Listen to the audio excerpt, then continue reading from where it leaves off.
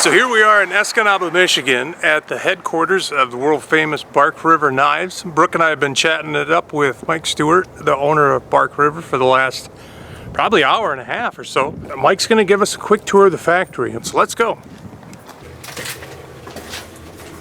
I am Mike Stewart, the co-owner of Bark River Knives. It's a family-owned business, and we have been in business since August of 2001, but I've been making knives for 40 years, and we make about 40,000 knives a year. As you can see, we're not a real formal company. We're really like a big family, and there's like 47 people that work here. They write their own time cards. We don't have a time clock. We don't have a lunch whistle. You know, we're a bit flexible because it's all family. Why don't we take a look, and I'll give you a quick walkthrough of the plant, but you guys have to come back and do a show where we actually build a knife all the way through. We'll show you the whole process. Would love to do that. That would be so cool. Okay. All right, guys, here we go.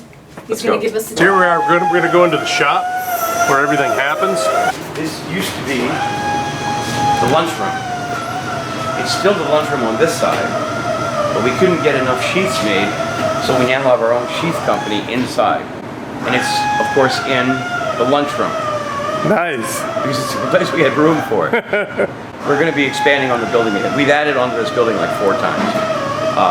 But we're exceeding our environmental footprint, so which means we have to just build stuff on the weekends. There you go.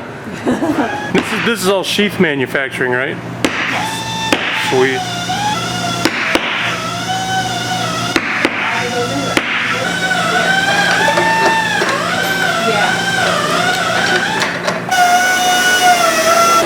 So what exactly was he doing there, cleaning the inside of that? Taking all the slag out on the inside. Oh. It looks like this when it's done. Nice, nice.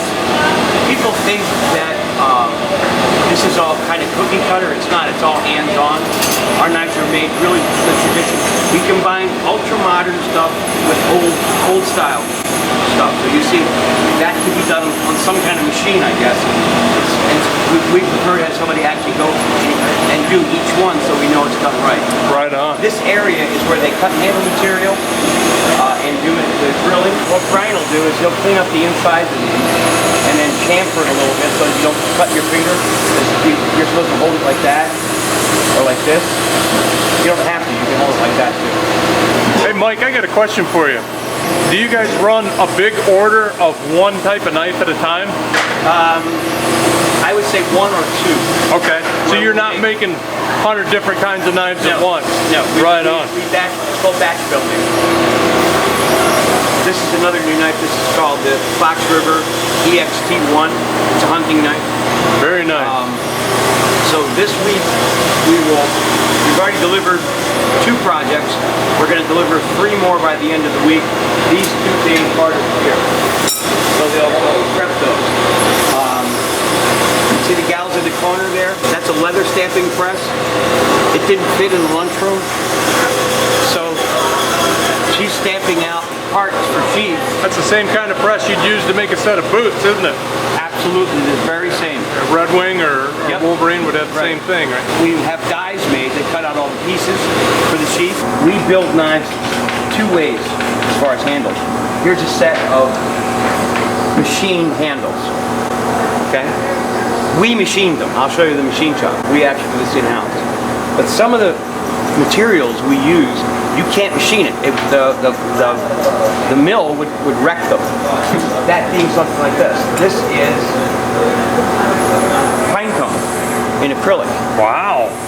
That has to be done the old-fashioned way, where you attach it to the knife and then you shape it by hand. Our crew is like magic. They can do the old way or with the modern parts. These will all go this week also. That's a set of pre-made handles. These are Corby bolt sets. They screw together to hold the knife together. We make these also. We used to buy them. We make them ourselves now. We had to buy more alcohol this morning. I accused them of drinking it.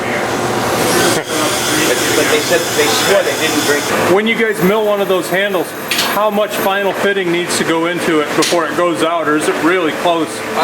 It's typically really close. You have to take the tool marks out. Yeah. And that's what I'm doing over there is I'm prepping the front of the handle so once they get it on the blade, they don't have to worry about that. They just get the outside of the handle and then they go onto the blade. Right on. Thank you.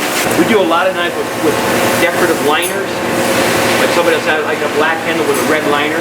That's all done right here, where the liner material is attached to the handle before it's made. We offer probably 120, 130 different handle materials. So you can see the difference here. Like these are, that's denim, that's burlap, that's it's called herringbone burlap. I think we're the only company that the customer can take a choice of about 100 different handles on any run. It's real fun to keep track of. So what you do is you sand the back of the thing so that the adhesive will hold better. You clean them off. These are for Fox River X ERC1. So these will all be assembled. See, and then see there's pearl, Ooh, that's pretty. and then there's the red liner. See, the red liner was put on. Now this is an acrylic pearl. It's the only acrylic we've ever found that is strong. I think, even though they won't admit it, I think this is the same stuff that they make the bowling balls out of. Really? They will not admit what this is for, but you can throw this on the floor, it won't break. It's the only acrylic we've ever used that won't break. Makes sense. Yeah, I think they lie to us. I think it's just bowling balls. These are all projects, in what we call in the batter's box. These are all pretty much for next week, and they're in various stages of prep. They'll be pre-polished. How many knives do you put out in a week? 1,000. 1,000 in a week, eh? 1,000. Yeah. Wow. We say 40,000 because some weeks we fall short, but our real goal is 52,000 knives. I don't think we'll hit it this year, but probably next year we'll hit it. Okay, now this room is where all the handwork goes on. Wow, look at these stations just line right up.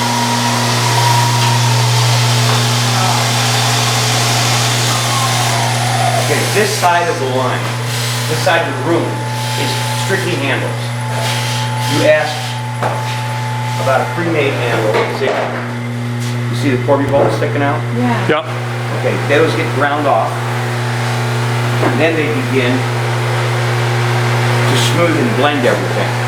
So these belts go finer and finer and finer down the line until this is nice and bright and even all over. If you feel this is the final belt. This is actually an abrasive belt.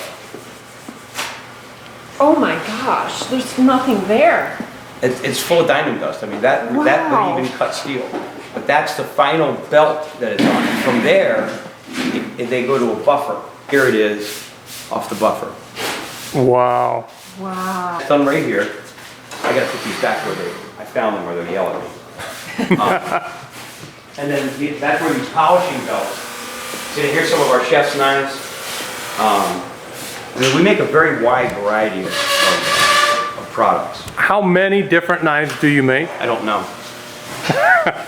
If you make 40,000 knives a year, how many varieties would you guess are made out of that 40,000? I'm not sure. What I can tell you is that we make so many models of knives that some knives we only make once a year. We might have a model that we only make once a year, and then we have some models that we make 5 or 6 times a year. Like our Bravo 1 is our most popular model, and I don't know, we've made about 80 or 90,000 of those. So it depends on the population. Kitchen knives we try to only make once a year. That's a petty. It's a Japanese name, means little chef's knife, or something like that. And then we make a paring knife. And we try to make those once a year. This year it's not going to happen. We're going to have to make them twice. We already made them once, and we're already getting reorders, so we're going to have to make them again. Wow. But you can see that that has to be hand ground. That'll leave this room finished as a ground knife. So this side is all handles, I suppose the other side is all blade? Well, you don't want people working on the handle of a sharp blade. Now, you know, Right. custom knife makers do the blade first, then they put the handle on. We do not do that. This, you couldn't get hurt on this if you fell on it. Right. We don't want them polishing handles with sharp blades. Yeah. If one needs to be repolished, the blade is completely taped up so they can't get hurt. Yeah. Yep. You know, and you'll occasionally see that here where a blade is taped. That means that somebody in the back didn't like that handle and they wanted it repolished. Because the quality control, the final quality control is all women. Women have a much better eye for detail. I mean, that's not, I'm not kidding about that. No, I agree. You know, they have a better eye for detail. There's a gangle of women back there that go over every knife. Every knife is inspected 5 times by 5 different people. This side of the room is the blade side. Again, we go progressively finer and finer, and what they're doing is they're actually hand grinding every blade. You can see how this is ground like this. All of our knives are convex ground, like an axe. Right. Only they're much smaller geometry. We're one of the few companies in the world left doing convex grinds. The reason we do it is because convex edges are much thicker. They're still razor sharp. They hold an edge about 4 times longer. How do you go about sharpening a convex knife? Just drop it sharp. Just drop it. Yeah. And if it's really dull, you just drop it on sandpaper first, then to a leather strop. Okay. With compounds, and we supply the compounds. I think this is the end of the tier 1s that we're doing today. And again, we're bound and determined to get these Wilderness Explorers all out of here today. A lot of people sharpen their knives on belts. We bring it down to sharp, but the final sharpening on all of our knives is polished in, down to 3,000 grit. So all of our knives have a 3,000 grit edge. This black wheel is 3,000 grit. That's a 120, and we have 240. We also do 320, but this is 3,000 grit edge. Guys that man this station are the first look at, does this knife cut? You see all these papers sitting here? That's the reason they're sitting here. Nice. If it doesn't do this, it doesn't leave. The 2 guys that work at this station, if they're not happy with it, they keep working on it until they are happy with it. But that's the way we test them. With the quality control you guys have and all the different sets of eyeballs on them, I imagine you have a very low return rate. Well, yes and no. We have a very low problem rate, but we offer a free service for sharpening. Or let's say you go out, I mean, you guys are from Alaska, you go out there and you leave your knife out overnight and it gets all spotted or gets stained because you've cut a whole bunch of meat with it. We will repolish the knife for free. It's called spot treatment. You get the knife back looking like it's brand new. Right on. So, you know, we probably do a couple hundred of those a month. It's all part of the game. We Right. enjoy the interaction with the customers, and also we want you to be proud of the product. So it's free. It's called a spot treatment. All you pay is the shipping back, like $15 or something. That's awesome. I'm not in charge of the $15 because I'm not allowed to touch the money. Women touch the money. That's how that works. This is my son, Jim Stewart. Hey Hi, guys. Jim. Hey guys. Jim's been in the knife business his whole life. He's been making knives since he was 11 years old. He's 34. It's really interesting when he comes across knife makers that are older than he is, and then a little bit into the conversation, they realize that he's been making knives 10 years longer than they have. But he's been making knives since he was 11. What if you add in all the lunches you worked through? Probably more like 35 years. Yeah. Just right on top of that. Sorry to interrupt the filming, but I wanted to show Dad. No, the, that's very cool. I wanted to show Dad the. We call this a pre-production proof, where we have all the parts and we just want to run one through every step. So this is the first article on the Donnybrook, and he's got it all polished up, and then he'll grind the blade. We'll do the final grinding on the blade, and then we'll call that first article of production. Wow. And it's proof through the managers, all the departments. If it doesn't look like this, you can't ship it. You know. Oh, right. So it's basically like your, It's a control room. right. And have you ever made this particular knife before? This is brand new. We've never made brand this. new? We've never made this one before. We're gonna start production on those in tomorrow morning. Tomorrow morning is where we're gonna do that. Wow. Yeah. So guys are already prepping the parts. So we're the first to get a look at this. Yep. This is the first time anybody's ever seen one. Let's see if we get a good look here. Do you guys have a pre-order on these? Oh, everything we make is sold months in advance. No kidding.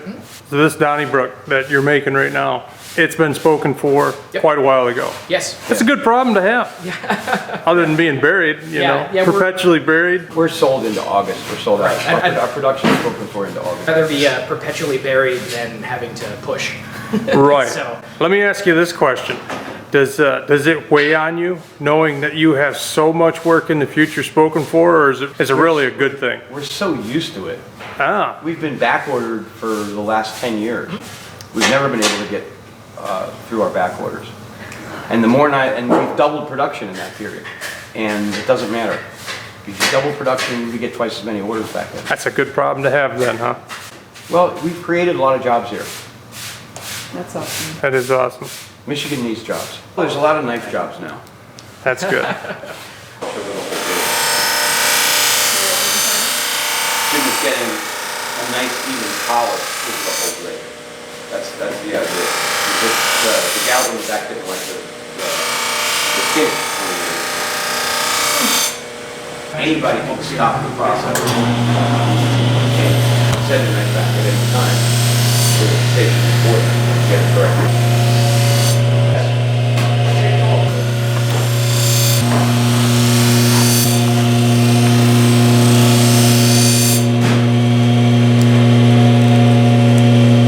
Our bracelets cost is about $120,000, $130,000 a year. Wow. Those are all spot treatments. Knives that have been in for sharpening or cleanup, and that's the free spot treatment. So, do you generally recommend people hang on to their box for shipping them back? We recommend that they hang onto the box because the knife's more valuable if they have the box. But the other thing is that no, they can ship it any way they want. You know, and also if they lose their box, we can make them a new one.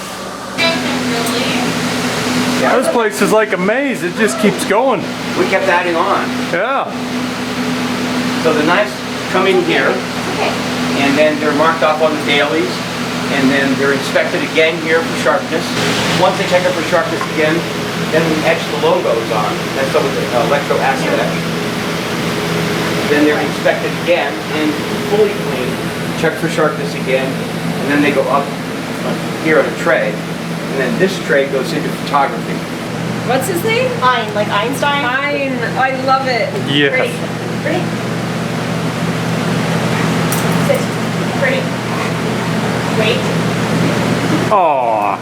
That's a bunch of our archive knives. We had a grinding recently. Oh, can I film that? That's just a cool. That shows some of the models that we make. When we have the grinding events, we put the knives out so people can get ideas on what they want to build. Now, Brooke and I asked Mike a lot of questions, but the one that really sticks out in my head, we asked how many knives does Bark River make? Mike didn't even know the answer to that. They make so many different knives in so many different variations, 100 different handle materials. I thought it was very impressive that there's a company out there that's willing to do that, to get the customer whatever the customer wants. Seems like it would be quite a daunting task, but they're willing to do it. We'll photograph like one black micarta, one green micarta. Right. Woods are all individually photographed and numbered so that the dealer can pull it off of our hosting site and he can show his customer, you're going to get this knife. Not one like this one, you're getting this one. So the whole idea is to make it easier for the dealers. So we have all kinds of props. We can make the background look like anything we want. This is for the Wilderness Explorer that they're finishing up. And then this is more of a military. This is for the tier 1s. The theme behind the knife is fitting to the knife itself. And we go full pro on this. I mean, these are the professional booths that we made from scrap lumber, and we use the diffusing. The diffusing things are these are like the best of the 200 denier sheets from Walmart. Yep. They're the very best, you know. Yeah. So you can see that you don't need to do a whole bunch of real professional things to get very good quality pictures. You just got to know the cameras are expensive. Probably the most important thing is to have a really good camera. So these cameras are I don't know, they're a couple grand, but as far as everything else, it's all homemade, and we'd really prefer it that way. Absolutely. That's a nice cookie of wood there too. We're always on the lookout for photo props. I bet. Is that an old marbles compass that's in that picture? Yes, it is. Very nice. Twice a day we ship at noon, and then we ship again at 4:30. We bring the stuff to UPS ourselves. We don't have them deliver. So tell us, all the people here out there on YouTube land and the internet land, if they want a Bark River knife, where do we go to look and see what you have, and where do we find you? The two best dealers are dlttrading.com and knivesshipfree.com. Between them, they probably have 8,000 of our knives in stock. Wow. Also, everything that they show on their site they actually have that knife and they can ship it that day. You got to be careful because there's a lot of people out there that show a knife for sale. They don't even have the knife. They have to order it from a distributor. They use your money to go get it. That's not what these guys are about. Every single knife on their website, no matter what brand it is, because they don't just carry ours, these are full service companies. If they show it on their website, they can deliver it to you that day. So guys, Michigan made, USA made, Bark River Knives. Thumbs up. Thanks, Mike. Thank you. Both Brooke and I had a fantastic time visiting the Bark River Knife and Tool Factory. Great tour. Thank you so much, Mike Stewart, for taking time out of your day. It was a fascinating tour. Great company. Thank you so much. Thanks for watching. Hope you guys have enjoyed this inside look at Bark River Knife and Tool. My name is Dave Whipple, and you've been watching Bushradical. Be radical, eh? See you soon.